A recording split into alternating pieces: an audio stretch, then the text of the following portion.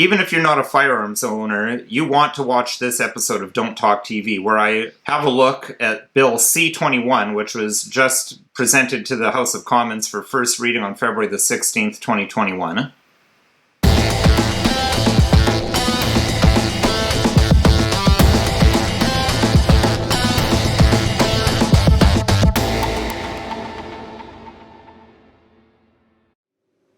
Hello, my name's Nicholas Wansbutter. I'm a criminal defense lawyer in Stratford, Ontario, Canada, and welcome to Don't Talk TV. Now, the day after Family Day, February the 16th, 2021, the Liberal government presented to the House of Commons for first readings Bill C-21. That bill is called an Act to Amend Certain Acts and to Make Certain Consequential Amendments, open brackets, firearms, close brackets.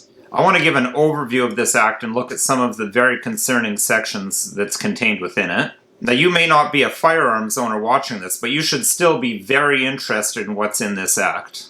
The reason you should be interested, and the reason why this is so important, is because there are some very disturbing things proposed in this act that really destroy due process and the rule of law, in my view. And if the government is going to do this to firearms owners, it sets a precedent for passing this sort of law in relation to other things that they don't necessarily approve of. Now, it's worth noting that this is not law yet. This is just a bill that's been proposed for first reading. Has to get through 3 readings and a majority vote in the House of Commons, then pass the Senate before it goes to Her Majesty the Queen for royal assent and actually becomes law. I think it's very unlikely that it'll pass all those stages before the next election, especially since the media is telling us that to expect an election in June of 2021. Nevertheless, it stands to reason that this bill would most likely be reintroduced when a new government is formed, and it gives a very clear indication of the direction that this current government is taking.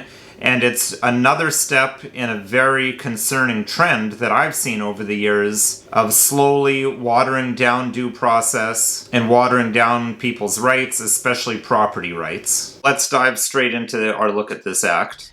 And at the beginning, it has a fairly helpful little summary. Some of these, I'm only going to look at the summary without going into an in-depth analysis. So, firstly, they're increasing from 10 to 14 years the maximum penalty of imprisonment for certain indictable weapon offenses.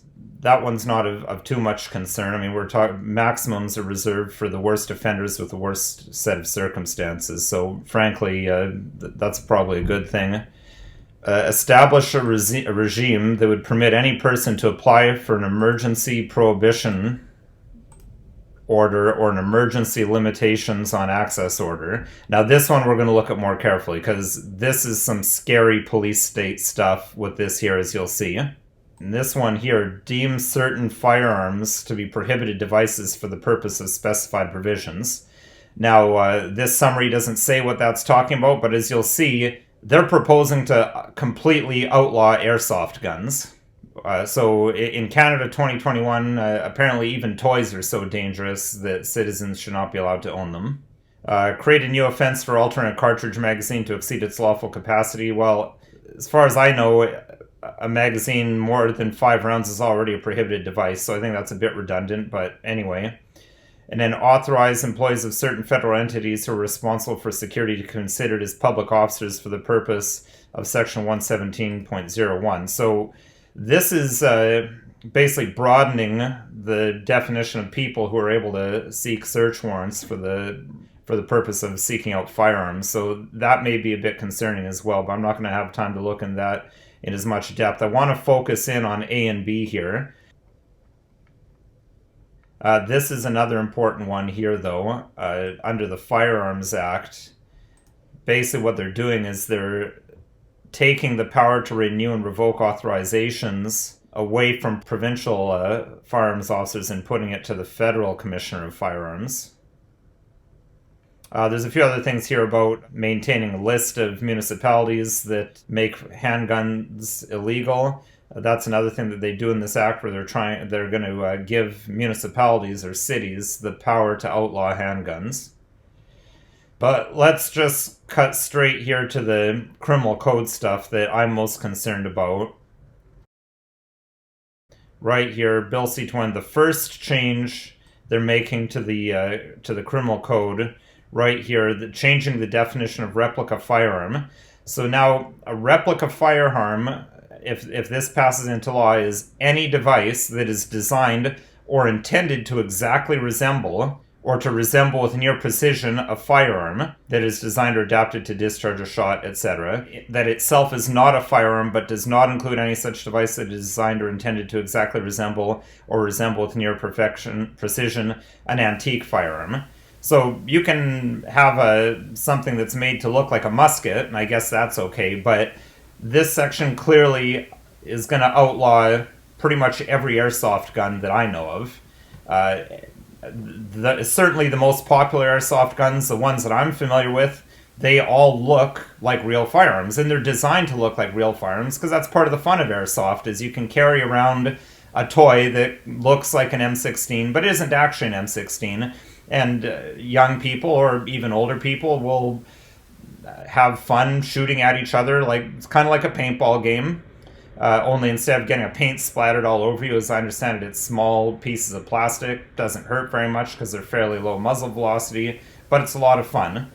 The Canadian government is proposing to make that all illegal. The purpose of this video isn't going to be to speculate onto the reasons. Maybe I'll talk about that in a later episode, but for the purposes of today's episode, the import of this section is they're making airsoft illegal, or they're proposing to make airsoft illegal. So now the next section I want to go to is the new section 104.1. That's the one that I mentioned where they're now making it a specific offense to alter a magazine to hold more than 5 rounds.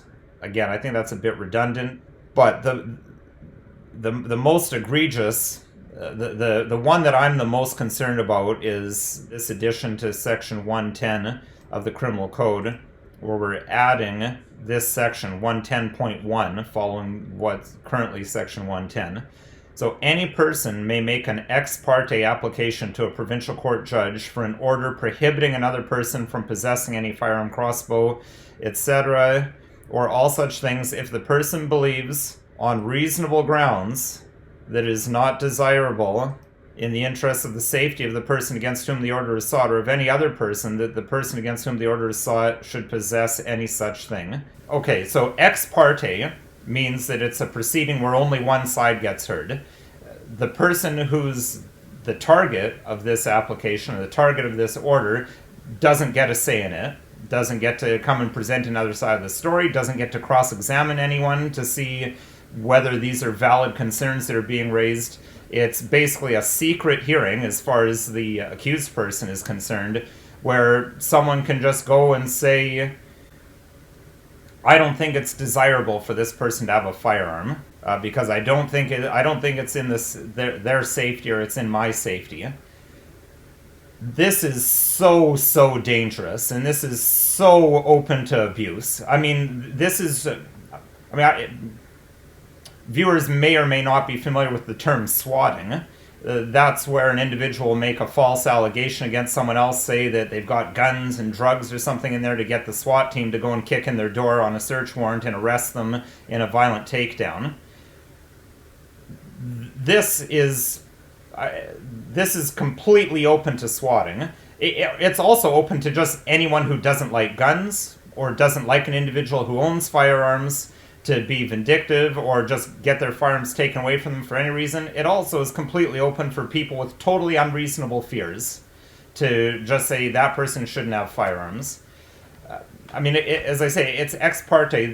There's no other side of the story. There's only one side of the story presented here. There's no requirements of inquiry made by the police, no requirements for any investigation. It's just as soon as any person comes to them and says, I don't think it's safe for that person to have a firearm, they're saying that they can get a prohibition order. So this isn't even a search warrant. This is, you're now prohibited from owning firearms because someone went in secret to the police anonymously and made this complaint.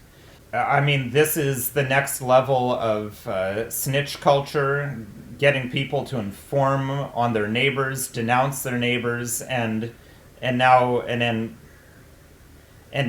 then the state coming in saying you're no longer able to own firearms. And then let's look at some of the enforcement provisions under this, of how are they going to enforce that firearms provision.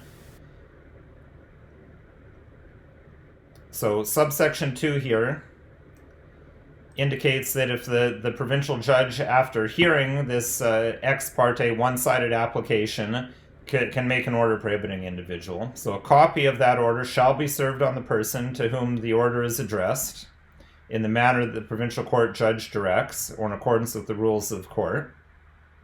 Now, they can then get a warrant to search and seize under Section 4, but here's the really dangerous one right here. Subsection 5, search and seizure without a warrant.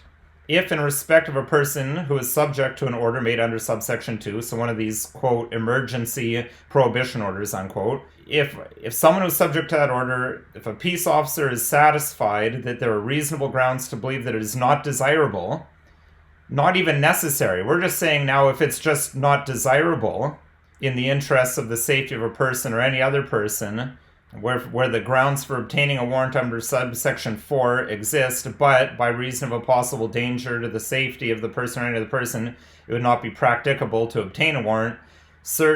They can search and seize such thing and any authorized license, etc., without a warrant. The police, without being answerable to anyone, can just say, well, we don't think it's practical to go get a search warrant. They're the sole arbiters of whether the grounds for a warrant even exist under this subsection, and then they can just go and kick in someone's door with the SWAT team and seize their firearms. Again, I mean, this is just so dangerous and undemocratic and contrary to any concept of due process. Ex parte hearings where only one side of the story is heard, giving the police these absolute powers to decide whether they think a warrant is necessary or not. So then here you just have the typical sections where they have to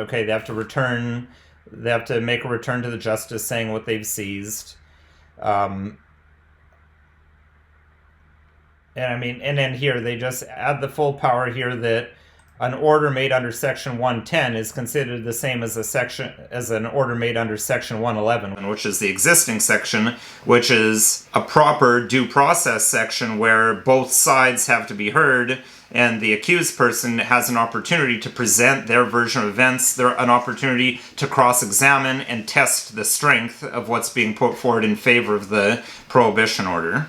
Now this is important here, subsection 112. This is how you get that prohibition order dropped when you've had one of these emergency prohibition orders made against you. A provincial court judge may, not shall, but may, so this is basically a discretionary thing, if they feel like it, on application by the person against whom an order is made, may revoke the order if satisfied that the circumstances for which it was made have ceased to exist.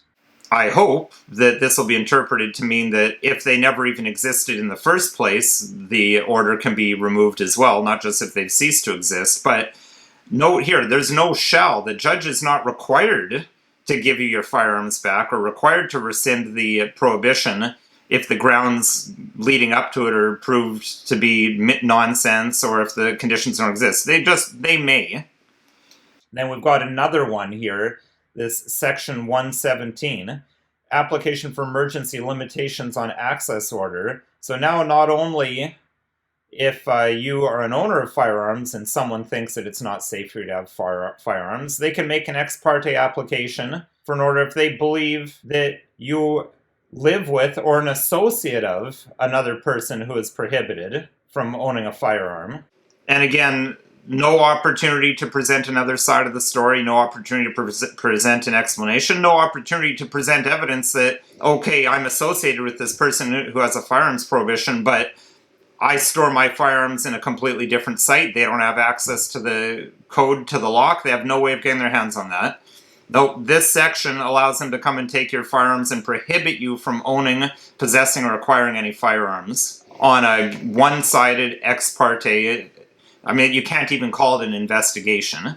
Basically, if someone informs on you and says this guy's a bad guy or he's a dangerous guy or girl and shouldn't have firearms, you're prohibited.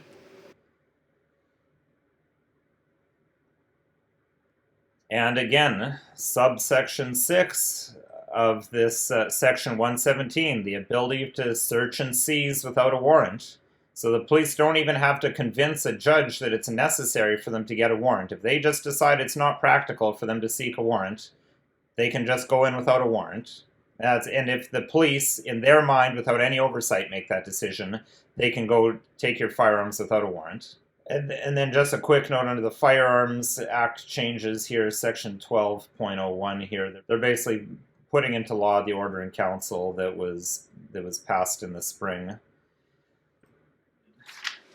So I'm not going to get into all the details of the Firearms Act changes. What I'm really concerned with in this video are these new procedures falling under what would be characterized as, quote, red flag laws, unquote, where they want to be able to take firearms away from people who are a danger to themselves or other people. Now, it may well be very good for society to have the ability to take firearms away from people who are a danger to themselves or others. That's why we have Section 111 under the current criminal code. The big difference here is that eradication of due process, that eradication of the adversarial system where both sides get presented. This is extremely, extremely disturbing. And now some people might say, well, search warrants are done ex parte, you're not all up in arms about that. Well, a search warrant is completely different from an order prohibiting someone to own something. A search warrant is simply where the police enter to search for evidence, and if they find that evidence, charges can be laid. But it's different from a situation here where there is no evidence. This is simply saying without any evidence that you've done anything wrong, aside from this one person say so, you are now not allowed to own firearms. These sections are also very concerning about given the powers that are given to police to be the sole arbiters of whether it's practicable for them to get a warrant, and give them the ability that if in their mind they decide it's not practicable, they don't need a warrant. This is really Judge Dredd style, quote, justice, unquote. This is police having the power to be judge, jury, and executioner when it comes to firearms. And by executioner, I don't mean them actually throwing people in jail, but by prohibiting them from owning a firearm, which would be similar to them being able to prohibit other people from engaging in other licensed activities. So say, for example, your neighbor was allowed to give information to police saying, I think my neighbor's a bad driver, he shouldn't be allowed to drive, and the police just showing up at your place, towing your vehicle, walking into your house, and taking your driver's license. This video is not legal advice. If you have any questions or you have a scenario you're not sure about, you need to call a lawyer. You can call myself or another lawyer. My 1-855 number is listed below so that you can receive advice that's tailored to your specific circumstances. I hope you found this video useful and informative. If you have, please consider hitting the like and subscribe buttons.